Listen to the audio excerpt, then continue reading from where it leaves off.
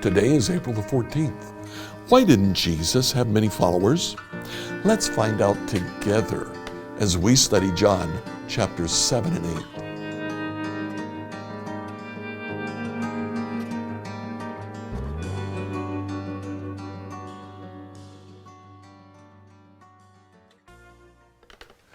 Now, as we read through the Bible in a year, Thursdays and Fridays, we dedicate to the Gospels. And we've been reading through the Gospels, looking at passages that occur at the same time. Our approach in the Gospels is a little bit more historically based, chronologically based. We have just come off of a section that was unique to Luke, and we're entering into a section that is unique to John.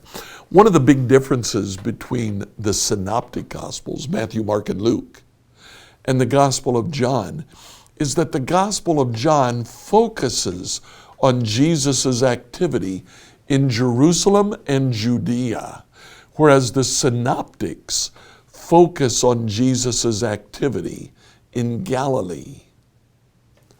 Now in John chapter 6, we saw the story of how Jesus fed 5,000. After that, in Galilee, a group of people wanted to take him, make him their king so that he could be a puppet government in their fight against Rome. Jesus refused. And in John chapter 6, verse 66, at that point, many of disciples turned away and deserted him. Now, these were followers that Jesus had in Galilee. As you read through John chapters 7 and 8, you'll see what happens to Jesus' followers in Judea. In John chapter 7, the opening of John chapter 7 tells how Jesus left Galilee to go to Judea for the festival of shelters, the festival of booths. Jesus' brothers taunted him, "Come with us to Judea," and Jesus said no.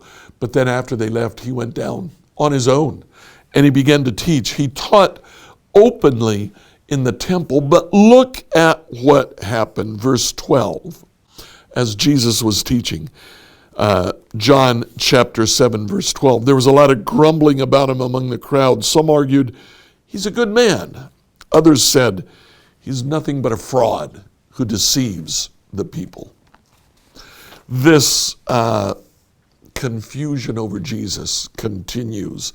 In verse 26, the people who lived in Jerusalem started to ask each other, "Isn't this the man that they're trying to kill? But here he is speaking in public and they say nothing to it. Could our leaders possibly believe that he's the Messiah?" And then there's debate. How could he be the Messiah? We don't know where he came from. Or we know where he came from. You don't know where the Messiah comes from. Now, this was common theology of the day. It's certainly not scriptural, but it's what they thought. And at the end, there was great confusion. Religious leaders sent policemen, soldiers, to take Jesus. They hear Jesus and they walk away. When the leaders say, "Why didn't you bring him?" they said, "Nobody's ever talked like him before." Verses 40 and 41, when the crowds heard him say what he had said about being the source of living water, they declared, "Surely this man is the prophet that we've been expecting." Others said, "Oh, he's the Messiah." Still others said, "But he can't be. Will the Messiah come from Galilee?" So there continues to be confusion. In chapter 8, verse 13, the Pharisees confront Jesus. They say, "You're making those claims about yourself. Such a testimony is not valid. Jesus responds and says, the witnesses that bear witness to the validity of my claims are the works that I do. It is God himself authenticating my word. And as a result, in verses 56 to 59, Jesus says to the crowd, including the religious leaders, your father Abraham rejoiced as he looked forward to my coming.